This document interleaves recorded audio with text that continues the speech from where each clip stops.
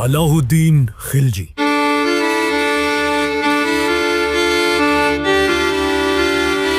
एक जालिम बादशाह जिसके एम्पायर में अगर कोई गोश्त वाला गोश्त का वेट कम करके बेचता तो उसकी बॉडी से उतना ही गोश्त काटा जाता था। उसके पास ऐसे जिन थे कि उसके मिनिस्टर्स अपने घर में भी इशारों से बातें करते थे क्योंकि उसे हर बात का पता चल जाता था।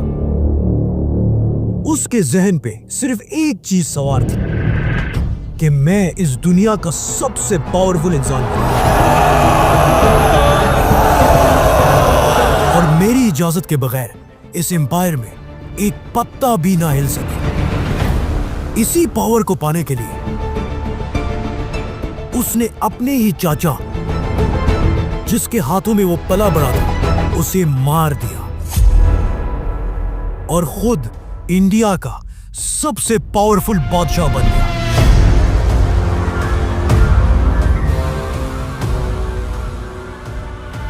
बट वेट, ये सब हुआ कैसे?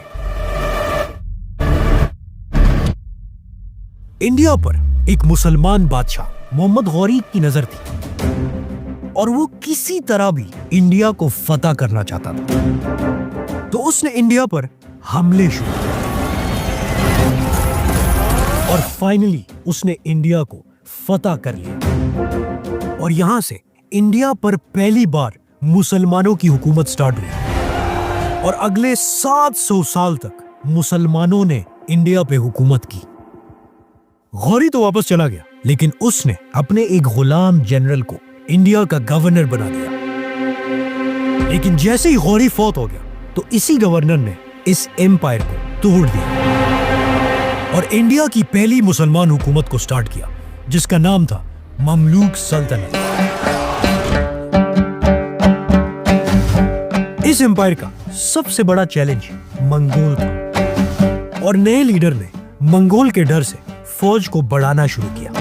इसी टाइम दो भाइयों ने ये फौज ज्वाइन की, जलालुद्दीन और उसका बड़ा भाई। ये दोनों बड़ी तेजी से तरक्की करने लगे। लेकिन एक दिन जलालुद्दीन का बड़ा भाई अचानक मर गया और उसका एक छोटा सा बेटा रह गया जिसको जलालुद्दीन ने ही पालना शुरू किया। और जब वो बड़ा हुआ तो जलालुद्दीन ने अपनी बेटी की शादी उसी से करा दी। इस लड़के का नाम था अलाउद्दीन खिलजी। अलाउद्दीन आराम आराम से अपने चाचा के साथ आर्मी में इन हो गया और उसका चाचा मिनिस्टर ऑफ वॉर बन गया, जिस तरह आज यूएस में मिनिस्टर ऑफ वॉर होता है। लेकिन एक दिन ममलूक एम्पायर का बादशाह माजूर हो गया और उसके 3 साल का बच्चा सुल्तान बन गया और इसी वजह से एम्पायर बहुत कमजोर हो गया। तो जलालुद्दीन ने उसे हटाकर खुद दिल्ली का नया सुल्तान बन गया। लेकिन कहा जाता है कि यहां से अलाउद्दीन खिलजी की जिंदगी का टर्निंग पॉइंट आ गया क्योंकि उसकी बीवी उसे हर टाइम जलील करती रहती थी और कहती थी कि तुम्हारी औकात क्या है, मैं एक शहजादी हूं और तुम एक मामूली से आदमी हो। एक दफा एक इलाका जिसका नाम कारा था, वहां के गवर्नर ने सुल्तान के खिलाफ बगावत कर दी तो सुल्तान ने उसे खत्म करने के लिए अपनी फौज भेजी। जैसे ही अलाउद्दीन को पता चला उसने एक मामूली सा कमांडर बनकर इस फौज को ज्वाइन किया और जैसे ही जंग शुरू हुई तो अलाउद्दीन फ्रंट लाइन पे बहुत ही बहादुरी के साथ लड़ रहा था और अलाउद्दीन की इसी बहादुरी की वजह से सुल्तान वो जंग जीत गया और सुल्तान उससे इतना इंप्रेस हुआ कि उसने अलाउद्दीन को उसी इलाके का गवर्नर बना दिया और कारा का पूरा कंट्रोल अब अलाउद्दीन के हाथ में आ गया। लेकिन वो बहुत टेंशन में था, ना तो उसके पास इतने पैसे थे और ना ही इतनी फौज और घर में भी उसकी कोई इज्जत नहीं थी। तो उसने सुल्तान से बगैर पूछे पास वाले सूबे पर हमला कर दिया और जंग जीत के उसे बहुत ज्यादा सोना और पैसा मिल गया। जैसे ही सुल्तान को पता चला उसने एक बहुत बड़ी फौज सक्कारा की तरफ रवाना कर दिया। और अब अलाउद्दीन को पता था कि उसकी खैर नहीं है, क्योंकि सुल्तान उसे इस बार कभी माफ नहीं करेगा। लेकिन जब सुल्तान इतनी बड़ी फौज को लेकर नजदीक पहुंचा तो अलाउद्दीन ने उनसे मिलने अपने भाई को भेजा और उसे कन्विंस किया कि अलाउद्दीन अपनी हरकत पर बहुत ज्यादा शर्मिंदा है और अगर आप उससे नहीं मिले तो वो सुसाइड कर ले। इस बात पर सुल्तान ने अपनी फौज से कहा कि आप पीछे से आ जाओ और खुद कश्ती में अलाउद्दीन से मिलने चला गया। जैसे ही वो वहां पहुंचा तो अलाउद्दीन उसके पैरों में गिर गया। उसने अलाउद्दीन को उठाया और माफ करके गले लगाया, लेकिन यही सिग्नल था। अचानक पीछे से एक फौजी ने सुल्तान पर हमला कर दिया, जिससे सुल्तान जख्मी हो गया और कश्ती की तरफ भागने लगा। ओ जालिम, ये क्या किया तुमने? जैसे ही वो भागने लगा, एक दूसरे फौजी ने उस पर हमला किया और उसे मार दिया और लोगों में खौफ फैलाने के लिए उसका सर काट के पूरे इलाके में फिराया गया। और यहां से अलाउद्दीन ने अपने आप को इंडिया का नया सुल्तान डिक्लेयर किया।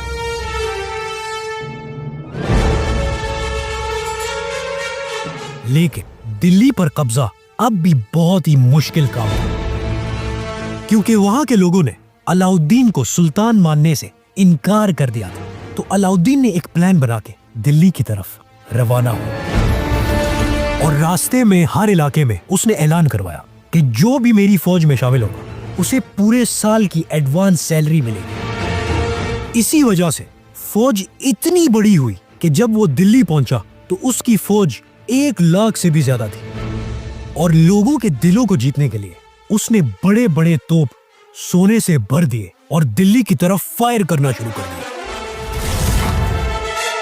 कहा जाता है कि उस दिन दिल्ली में सोने की बारिश होने लगी और इसी वजह से लोग सुल्तान के मरने का गम भूल गए और दिल्ली की आधी फौज खुद जाके अलाउद्दीन की फौज में शामिल हो गई और बड़ी आसानी से दिल्ली का नया सुल्तान अलाउद्दीन खिलजी बन गया। अब जब अलाउद्दीन इंडिया का सबसे बड़ा बादशाह बन गया था और दिल्ली फुल अमीर हो चुका था और लोग खुशियां मना रहे थे, इसी टाइम अलाउद्दीन खिलजी की जिंदगी का सबसे खतरनाक चैलेंज सामने आ गया। उस वक्त की दुनिया की सुपर पावर छोटी आंखों वाले वो इतने स्पीड जाते थे, जब वो किसी फौज में घुस जाते तो उसे तबाह बर्बाद कर देते। उनकी जिंदगी का सिर्फ एक गोल था कि जितनी बड़ी जीत उतना बड़ा खोपड़ियों का मीनार। और ये थे मंगोल्स।